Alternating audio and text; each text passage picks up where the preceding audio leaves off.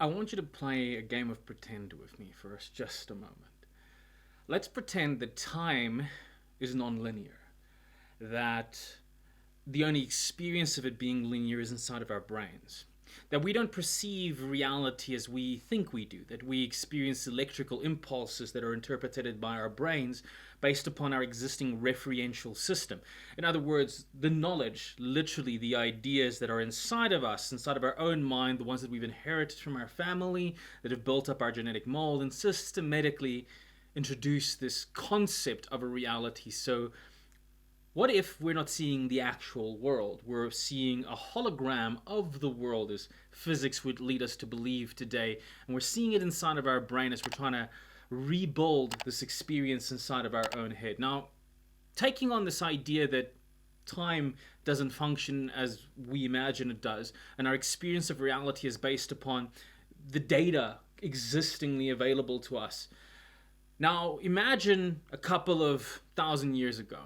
Someone who's gifted with this experience and awakens to a higher state of consciousness outside of his known, somehow has the ability to grasp our world today. They are able to perceive scientists working inside of the Large Hadron Collector. They're able to perceive black holes. They're able to perceive antimatter. They're able to perceive events like Hiroshima and the atomic bomb, anti-gravitational devices, machines that fly, human beings that have developed intelligences that supersede them and are cold and calculated, that doesn't have the same emotional responses. The world of artificial intelligence, blockchain, and various other technologies that we now take for granted.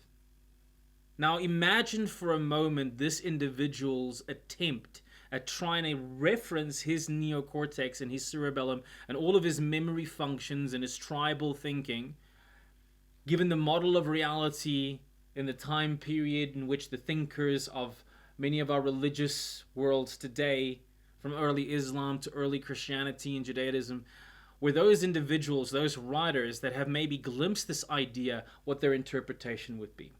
Could it be possible that that individual may see a man that masters or understands the mechanisms of dark matter and dark energy and the power to it, and call this person a prince of darkness? Could it be possible that understanding that Christ, being a united factor, sees this probability in technology where things that are united are being pulled apart? As we explore deeper into the areas of antimatter, may consider that an anti-Christ or an anti-unification. It's interesting if we take a moment back to look at how many doctrines that we take today as common science and common personal developmental technology was at one point considered evil simply because of how the brain is attempting to protect itself.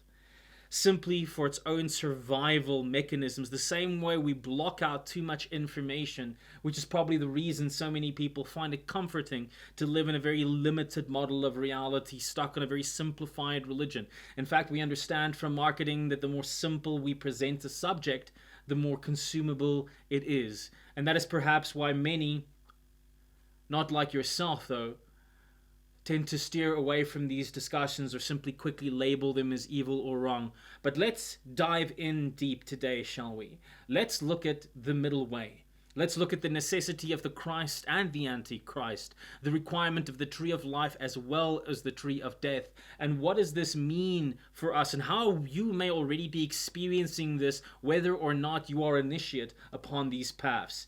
I am Adam Knox, and welcome to another episode of The Cult of You. Sit back, relax, and enjoy today's installment, and remember to live deliciously.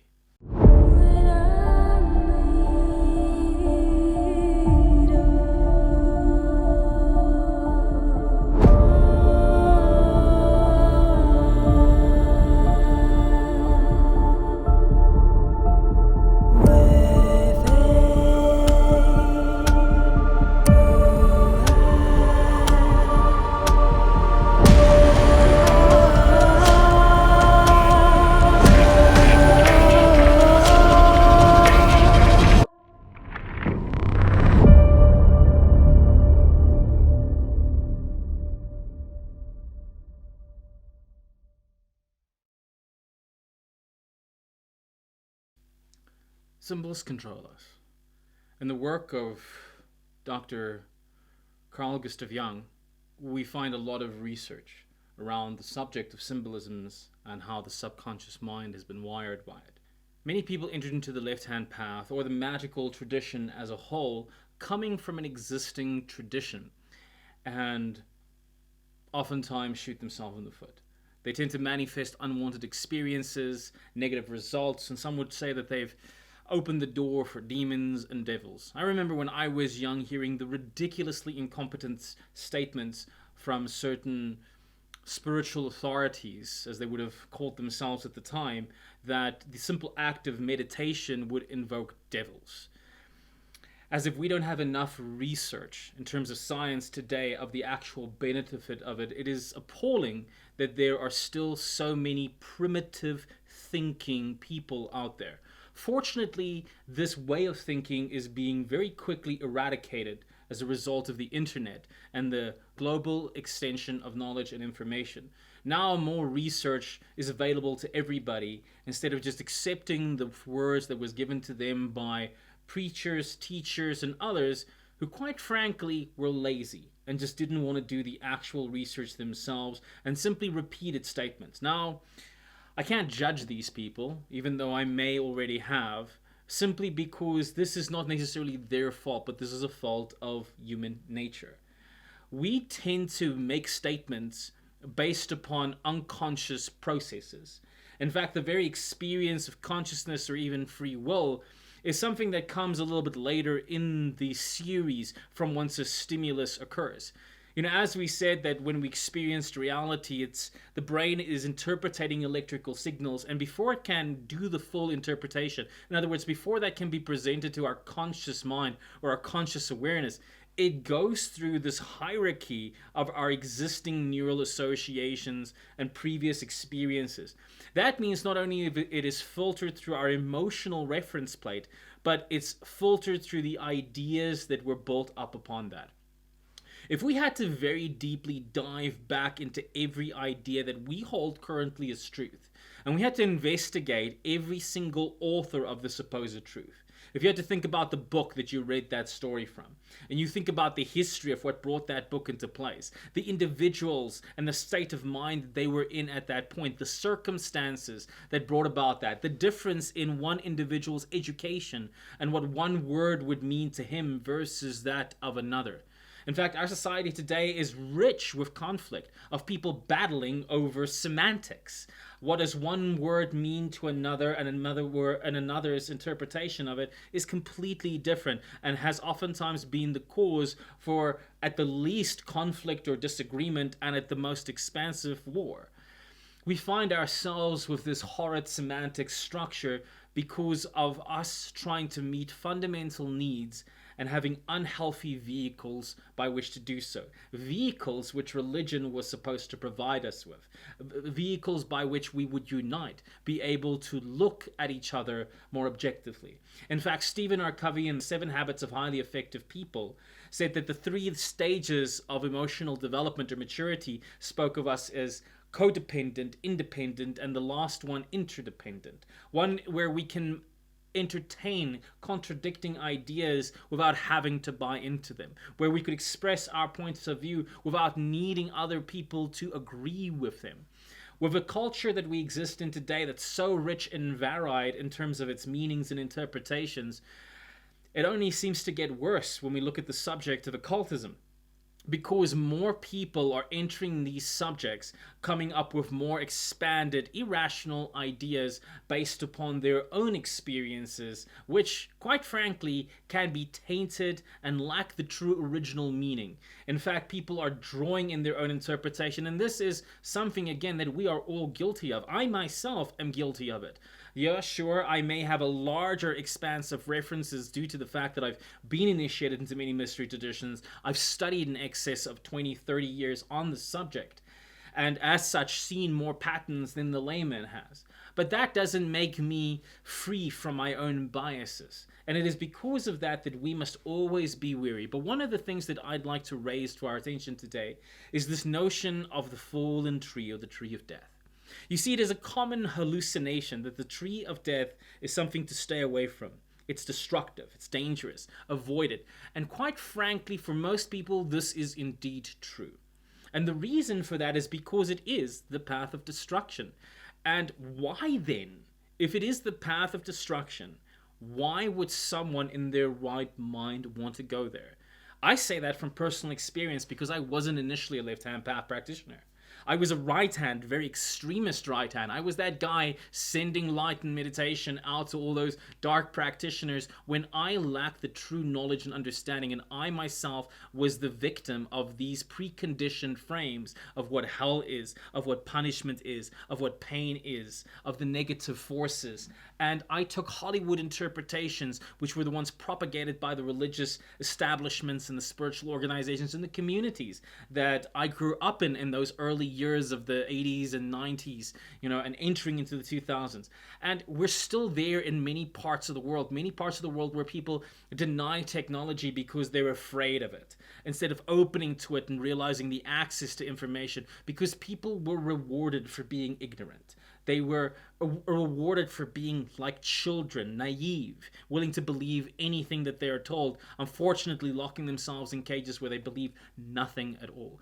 Yet many of us still suffer in the back of our mind from these hallucinations, whether we are conscious of them or not, and they need to be resolved for us to be successful. So why then the left hand? Why then the fallen tree? Why then the Christ versus the Antichrist? You see, when we walk up the tree of life, the initial portions of the tree of life, this Kabbalistically has great intelligent value for us. We're developing the elemental dimensions of our nature, which means we are maturing our sexual components, our sexual polarity. Our king, magician, warrior, and lover, as it's commonly referred to in the men's development movement. And this is actually something that's applicable to men and women. Then we cultivate the 7 planetary dimensions as we move up the different Kabbalistic stages, from Malkuth to Yesod, to Hod to Netzach, to Tiferet, to Hesed, and all the way up the tree, Chebura and Chedula. So as we move all the way up the tree, this journey up the tree is the development of the first portion. It's us becoming aware of these unconscious projections that we place inside of society, inside of people, inside of places, in terms of things and events that we are projecting unconsciously. You see, even though we may have grown out of the first projection as adolescents, we haven't released ourselves from that universal, projection that we are still suffering for as spiritual adolescents. And inside of this, we must recognize that the journey is clear. The same way as you realize that the lover that you fall in love with is not, you're not really falling in love with a person. You're falling in love with the symbols. Again, the things that person represents, you then use as keys to your internal rituals by which you then unlock these emotions that exist nowhere else but within yourself. And in so doing, you then anchor them, enforcing, making those symbols sacred to yourself. No wonder they're painful when they're stripped away, when they're lost. As such, we learn the first initial stages that it's us, but for us to get through that, to learn to deal with that, because that's why the fallen tree. The fallen tree talks about these opposites of the creation myth. It talks about the destructive myths. If we look at the philosophy of the Sitha Ahara, we talk about the first creations, that the world itself, that the tree of life couldn't handle the first Sephirah. And as the light started to unfold outside of itself and moved into the fourth manifestation, in other words, outside of the supernal, so to speak, as outside of the initial kind of creations of the first 3 layers, of the negative layers, Ein Sof, Or, of that limitless boundlessness, as it started to manifest, where it cracked, the tree couldn't handle the first, that intense light. As such, it shattered and produced the Klipothic tree, the fallen tree. Meaning that the fallen tree inside of itself still contains what, author Thomas Carlson refers to as the Nitzotzok, the initial sparks of the body of God, so to speak. Dividing the tree then into 2 components, the thoughtful and the thoughtless light. This is then further seen as the manifestation of the Tetragrammaton, the 4-lettered name of God, or what many would refer to as the slave god, and its reversal, the negative tier of that, the reverse tier of that, the opposite manifestation, which some then would attribute to Lucifer. This consistent manifestation of these dual forces are in opposition, but they are also a necessity. You see, many would try and bias themselves to the one, and these are often the ones that suffer the most. You see, because either they're completely anti-everything, and they disconnect and they never experience connection or love or joy, Or they're completely the opposite. They become codependent upon this light and positive, and they never want to look at the shadow and the dark stuff, while the dark stuff festers inside of them. The same way as in the dark ones, that need for love festers inside of them. And what happens in both is they corrupt these forces and they have unhealthy manifestations. What is necessary is both. Even if we take the progression of the journey up the tree of life, in the words of Kenneth Grant and Aleister Crowley, we enter finally through the top of the tree, through Bina, and we're swallowed in through Da'at. Da'at being the place from which we have fallen. The original Garden of Eden, if you will, that we fell down into as we created this hallucination of separation, this process of projection through which we experience reality. Now, as we then ascend back up, we start to resolve the dualities in our psyches. We dissolve the separations and the frictions. We come to the fundamental essence of it. This, however, produces identity. It produces incredibly intense attachment. And our only liberation of attachment is for it to be ripped away, and the art of pain. You see, as long as you are living so perfectly and so beautifully, thinking you're going to find the one, or that person or that thing is going to complete you, or this place, you're going to go through this journey of the front of the tree. You're going to long for it until you find unity with it. And when you're going to find unity with it, it's going to stay in your life until you've learned the assimilated energetic lessons that you need to, for you to be ready to move on to the next stage of your development. Then it's going to be stripped away. Then there's going to be death. There's always those cycles: birth, unity, and death. The problem is very few people look at the psychology of the death side. If we study the archetypes, if we study the god names, the demon names, and all these things, we can come to a very clear realization that the names of God, the names of the archangels and the archdemons, are less the names of individuals and more the titles of stages in progression. For example, the name Metatron, which we see attributed to the positive side of God in the Tree of Life, translates as he who is within the presence. The name Samael, his exact counter, translates roughly as he who is outside of the presence.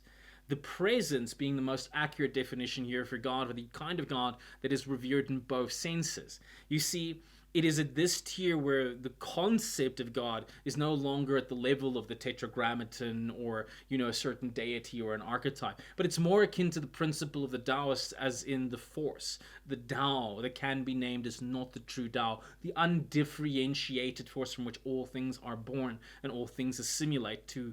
We recognize that the one portion of the tree is the process of association as a pathway to it, and the other portion of the tree is the process of disassociation.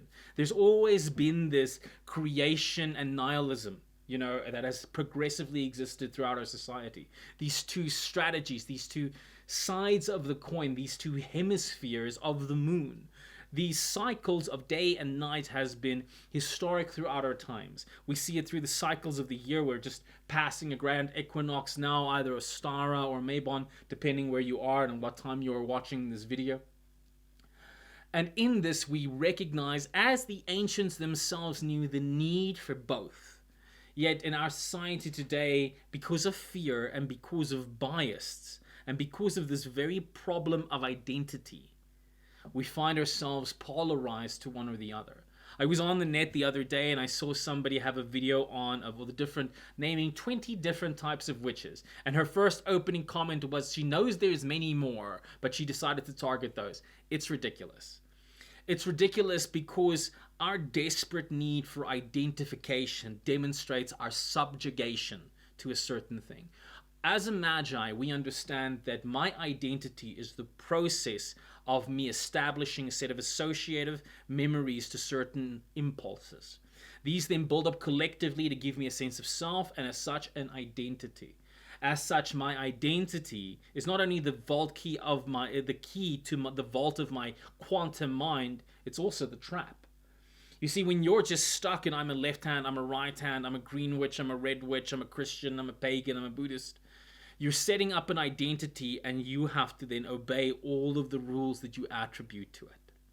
In fact, you then subscribe to groups and to people based upon that, and you immediately limit your perception of the other probabilities. and then you wonder why you feel disconnected or you're not finding what you want. Because who and what you are is far greater than any one singular identity. Hence why the shamans of old practiced the great art of shape-shifting. And the great art of shape-shifting is the one in where we are consciously able to reconstruct self. And as such, in order to do this, we need the powers of both the positive tree and the negative tree. The powers of hell and destruction and negative thinking to question and destroy and break down the old molds that no longer serve till they are burned, purified, and cleared in the fires of hell, and then celebrated again in the forces of heaven, where I can force and purify these energies of the two sides of the tree, the one that is associative or Christ-like, and the one that is disassociative or antichrist. Both of them show me the similar principles of alchemy. The idea of, for me to get to the greatest quality, the essential value of a thing, I must first separate from it. There is a conscious separation. And in this separation, there is a conscious purification that has to happen, a burning, pure burning flame. And only then is it then reintegrated at a more matured and refined level. This can be seen as basically as at the level of our habits. You see, we may be going, oh, this and that and the other, and deep spirits and angels, but we forget that everything happens at multiple tiers and levels. And truth, fundamental truth, is true at every single level of manifestation. In other words, it's true at the astral and deep, magical spiritual realms as it is in the pure psychological and biological realms. And in fact, if it is not, then there is pause for question. We need to look at the relevance of these ideas in our day-to-day life if we are to achieve any measure of success inside of the craft. And we need to step away from the wishful thinking that is nothing more than impatience that has been shrouded and people have, assaulted their products with on the internet, and we're all guilty of it. We all do it because it is what works. But the question is this: do we keep doing what the niche wants? Do we keep finding what people need and keep filling those needs? Or do we purify ourselves, kill ourselves and our own addictions to these things, and then actively begin to lead people again by leading ourselves, and not just by filling quick niches and quick moments and quick passing trends? Now, certainly that has a value for business, but we live in a society that's overwhelmed, and the truth of the matter is that most minds are not this evolved. They don't have the point of focus. They don't sit every day in an hour or 30 minutes of meditation to cultivate the focus of the mind, to not be stimulated or moved, to be slaves of their senses. These were the old principles of occultism and magic. The symbolism of the mind being as a chariot run around by wild horses, the horses being the senses. This journey within was symbolic and rich, and it is relevant in our society today more than it has ever been before. I loved an example of Tony Robbins where he has to explain to people why he uses swear words in some of his seminars. And he explains it very nicely, and there's even one where he has Chloe Madonna's a noted psychotherapist, explaining it in more detail. But it basically boils down to it like this. People will hear an idea, and the second they do, they suddenly switch off because they've heard the idea before. So even though this may be the correct interpretation of the idea, or may give them a new distinction of the concept, it doesn't matter. Because the brain is lazy, because it has to manage the energetic resources in case there's a threat, it exposes the least amount, so it switches off. And it starts to just run these internal processes. It's ritual because it knows what the person is going to say before they've said that. Now, you've been guilty of that before, and so have I. This is not something that simple awareness of it takes away. It's how we operate at a level. But this is what it is to be unconscious, to be asleep. In Napoleon Hill's Think and Grow Rich, which most people know about, we also don't hear much spoken from his later book, the one that was published only later after his death, which is Outwitting the Devil, in which, in his quote-unquote interview with the devil, so to speak, he asks what the big trap is. And this devil character in this story says it is when people go asleep. It is when we're unconscious. In other words, every time you run an automatic ritual, you're unconscious. In the beginning of our podcast, I introduced you to a friend of mine, Mr. Wake, And he, a professional hypnotist, will attest to the same principle that any street hypnotist or master hypnotist understands to notice and look for when people go into these unconscious processes where they go asleep at the wheel and they run the cue. They already know what you're going to say. And they think this is a defense mechanism or they're empowered by this. But the catch is they're running an unconscious process. As such, they've become unconscious. And if somebody's unconscious, they are suggestible. A simple interruption of that pattern opens the mind to suggestibility. And this is something that they don't realize. This is why becoming conscious is so important. And this is what this message of the tree of life and death is about. This is why I refer to this as the way of the heart, the middle way. And even though by traditional definitions this will still be referred to as the left hand thinking, fundamentally there is no left hand, right hand. This is another form of the hallucination of duality. Now, duality has value. You see, for me to achieve great sexual attraction in my partnerships, I must be able to demonstrate my polarity, my masculinity in contrast to my partner's femininity, whatever your interpretation of those things may be. Otherwise, there's no duality, means there's no attraction. The attraction, however, is the result of love. Is also effective when there's love. That's when I have really deep, meaningful things. This is the difference between what leads to conflict and what leads to relationship. That love, though, is the result of unity. The attraction is the result of duality, or in fact, separation. It's the clear things where we are different. You see, both are necessary, and the interpretative model is the problem.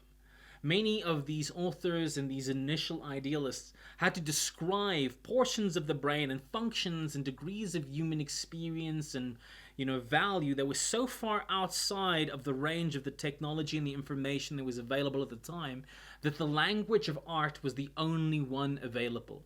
And we will dive more deeply into these meanings inside of art to help illustrate these concepts to you in up-and-coming episodes. I think you will find a great value in one of my up-and-coming guests as we dive deep into this very specific subject. But before I get too ahead of myself, let's bring this home. If you go into a beautiful relationship or a beautiful journey and that ends, maybe it's someone you love and they died, maybe they betrayed you, maybe something bad happens. Some people will just tell you get over it and they'll just go, oh, there's this little phase and then you're done with it. Now, when people look at the stages of grief, they go, oh, there's these serious stages that we have to go to. There's denial, there's anger, and then there's self-acceptance, whichever the model is that you're kind of working with at the time. Now, even if you look fundamentally at the journey of the darker side of the tree and we talk about the 7 hells or the 7 dark sides of the chakras, these are the same thing. There is the land that had where all the dead were burned. There is the shadow, there is the coming of death and the shadow of death, which is the same as when you're entering that space of that relationship when it's done. You knew the trouble was there, then the death kind of comes, and then there's the lingering of the death. You're still there, you don't want to let go. And then there's the ruin, the hell of ruin, which is where you're stuck in the ruin. Then there's the hell of boiling, which is the burning. That's when you're stewing inside of it and the rage kind of goes even worse. And then there's Abaddon, which is the hell as well as the archdemon of destruction and annihilation. This is when the version of you, because this is why we suffer. We suffer because a portion of us is still stuck in that past relationship or that past experience. And it needs to be liberated. And the only way it's going to be liberated is through Abaddon, through the destroyer, through the absolute and total destruction of those parts that are still latched on there. It's only when I destroy it completely that I enter the final hell, the Sheol, Tehom, the Tehom being again the dragon. It is that moment when my kundalini, my sexuality, which is my identity that was stuck in that relationship, that journey, that past experience, is fully liberated and becomes the serpent power. That's then where I'm at this top part of the tree of life, where Moloch and Satan are battling. In other words, where I get the extreme of my duality activated again. And I go away from that, because this is the problem. Many people don't make that part of the journey. They don't make it all the way through for a transmutation. They don't fully die from the old limited self, because this is what this journey represents, this reincarnative journey of unity, of birth or desire, unity or sex, and then death or transmutation. They simply get stuck on it, but we can't. You see, that's what the dark side of the tree kind of shows us. It's when I enter the dark side of the tree, where I'm looking through these divisions of the seven hells, which can be seen as the seven contrasts or negative aspects of the chakras as well. It can also be organizers for the groups of the tree, as of the fallen tree, the same way as the chakras are, or the seven heavens are, for the positive side of the tree. This journey, even that Jesus goes through from Bethlehem or House of Bread all the way until Calcutta, place in the skull, this journey of the serpent power through the seven domains. If you think about it, when I am separating from that, when I'm going through that transition, I'm in Nama, Nama being the house very much of Lilith is the Klippa. It is the domain in which I perceive my addiction to the material world. And then through that I enter into Gamaliel, which is also the blood of the moon, and it's the unconscious and it's the subconscious. In other words, it is me getting to the part where this has actually become biologically wired into me, where my body has become so addicted. And it's only then that I enter into Samael, which is the bridge of madness. And through that madness, that's where I kind of lose it. It's the depression, it's the anger, it's the rage, it's the lack of belief in faith. And it's literally those old neurons that are burning down, rigidly breaking apart, so I can move into the next stage, which is the awakening of the warrior lover. This is the places up the negative initiations where I see the benefits of lust and suffering as magnetic forces. The difference here is that the one wallows in it, and the other one is liberated by it. It's the same difference as the heathen that goes to war and challenges and says, come at me because through it I achieve glory, versus the other one going, oh please, I'm sorry, let me not, please forgive me, I'll be humble, make it go away, make the pain go away. We understand biologically what's happening at that level, and no matter of how many people will try and tell you it's okay to be a slave like that, it's not. Because when you give up like that, there's enough medical science now that shows us how you're actually creating illness in your body. Deepak Chopra refers to in a talk where certain individuals going down a little roller coaster ride, the one interprets it as pure ecstasy, releases a kind of drug that is used to find a form of cancer and gives himself a 6-month supply of something where it takes a few $1,000 just for a single dose. Whereas the one that interprets it as fear literally produces cancerous cells inside of their body. You see, our attitude determines our reality. These maps, these models of the tree of life were just that. And many people have misinterpreted these things from various vantage points. And I'm not saying it's wrong. I'm not saying that you can't find the spiritual magnetic in these entities inside of them. But I am saying that if you can't get the core practice at play and at home, then none of the other stuff is going to matter. If you can't master the elements within yourself, how do you dare to imagine you could master the ones outside of you?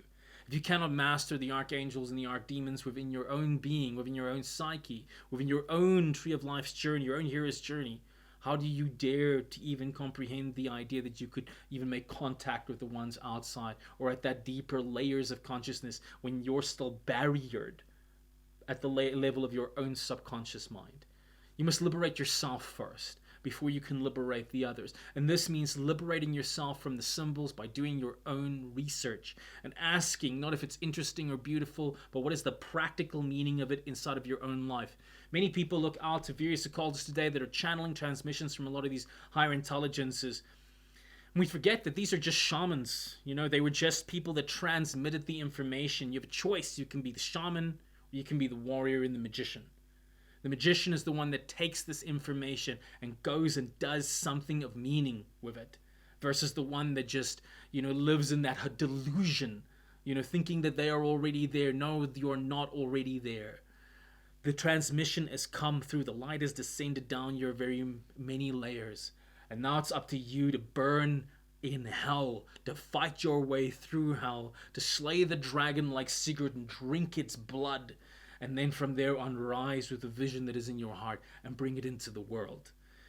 To be magi is to be one committed to the vision within thy heart. And that means to invoke both the powers of heaven and both the powers of hell. Now you have a bit of a better understanding of where that starts. It starts within you. It starts within understanding these archetypes and their roles and these sephiroths within your own psyche and how you are unconsciously projecting them. And to not be afraid anymore, but to recognize that anything that takes you from your absolute present now is a slave program. And you cannot call yourself spiritually awakened as long as you are falling asleep at the wheel of one of these other tiers. Now, it doesn't mean jump all the way into the darkest side of the tree, because there's a reason that hierarchy exists.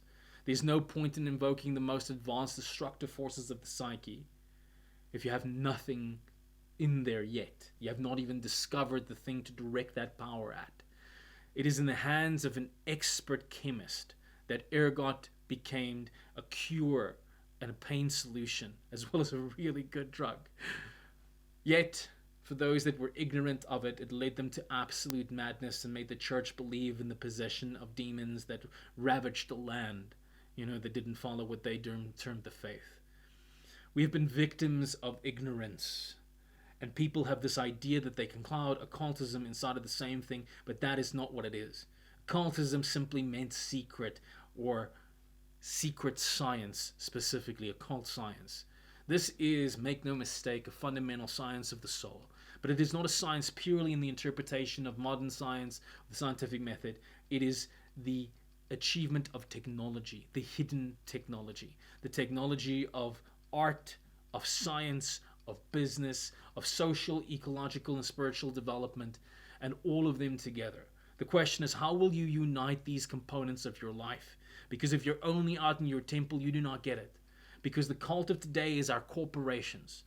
And you can be a victim of these things, or you can build a better one. The covens, our mastermind groups. So build a better coven. Use the technology that we have evolved. Recognize the gods for where they are today. Mercury is the internet. Jupiter is business as a whole. Sol is the family and the medical industry. We need to recognize these gods for where they are and become true priests. The true priest of today is not some person dressed in weird robes. The true priest is one who has exceeded mastery. They've done their 10,000 hours of mastery. They've learned everything about the crafts and the technologies of the days we live in. And then they've reached the next stage of artistry. And then they've become only priests after that.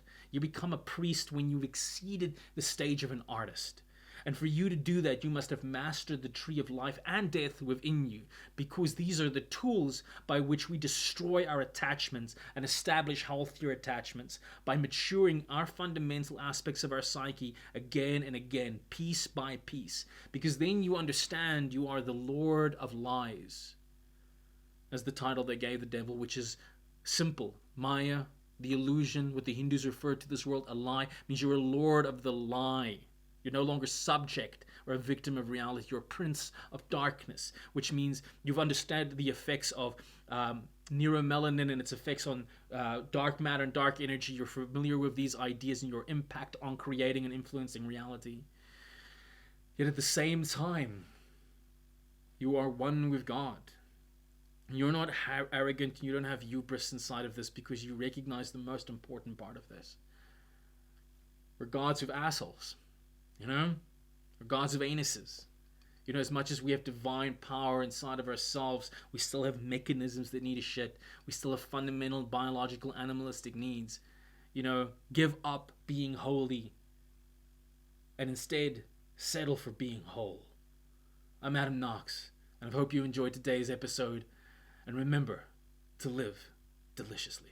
I've always felt a little different, a little uneasy between regular folk. A bit of a dreamer, a lost cause, a little non-ordinary, some would say. I think I've always just been this way. My mother said I was special, my father thought I should be feared. But I knew that witchcraft coursed through my veins the first time I tasted the lips of the goddess inside the rain. Yes, I'm a witch, it's true. And sure, we are the ones who believe in the beauty of nature, who believe in the things science, absent of art, cannot explain, who instead of religion would have romance. And sure, you may think we have lost our way, when in the world of predictable things we have such unfamiliar things that we would like to say. But maybe, in a world so cold and alone, a little unfamiliar, is exactly what is needed to show us the way home. Hey family, it's Adam Knox here. Thanks for supporting this podcast and, these ideas. I really appreciate free thinkers, like yourselves, that are willing to challenge conventional norms and think for themselves and take on new challenges and look at new ideas.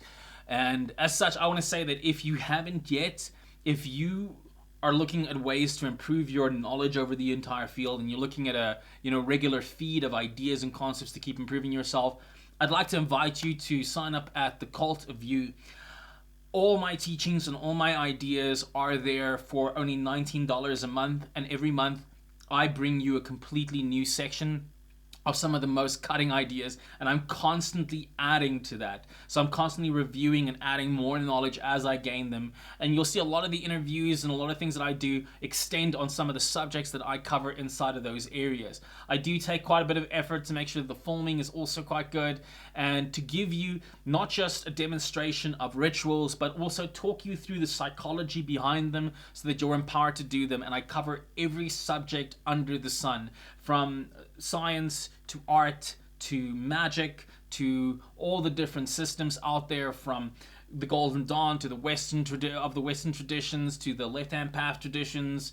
We discuss technology and technomancy. We discuss sex magic and seduction. We discuss so much more, from purely the mental aspects to how do you deal with the darkness when it comes up, as well as how do you take those things into business and into your romantic life, as well as what are the keys to make your magic work, as well as to unlock different degrees of spirituality. So if you haven't yet, please consider signing up at the Cult of You, and you'll be able to send me a mail and message there, and I'll be there to help you personally through mail correspondence and chat you and guide you through the entire process. And if you make it through the first year of the entire cycle and you graduate to the second year of the program, you're able to have direct sessions with myself and some of the members of my temple.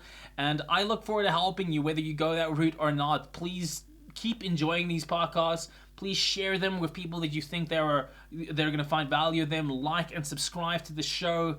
And please send me your messages to info@thecultofyou. I would love to hear what are things that are important to you. What are ideas and concepts that this raised? Maybe this inspired you. Maybe this made sense to you. Maybe this opened up something. I'd love to hear that. Please talk to me and please share with me. Write in the comments and give me your ideas and concepts. If you're watching this on the YouTube channel, if you're only watching this on the YouTube channel, please head on over to Spotify and do subscribe. And if you're listening to this on Spotify, go check us out on YouTube. But please share these ideas and these concepts, and let's have a conversation. I'd love to hear from you. That's it for me. I'm Adam Knox. This is the Cult of You, and remember, live deliciously.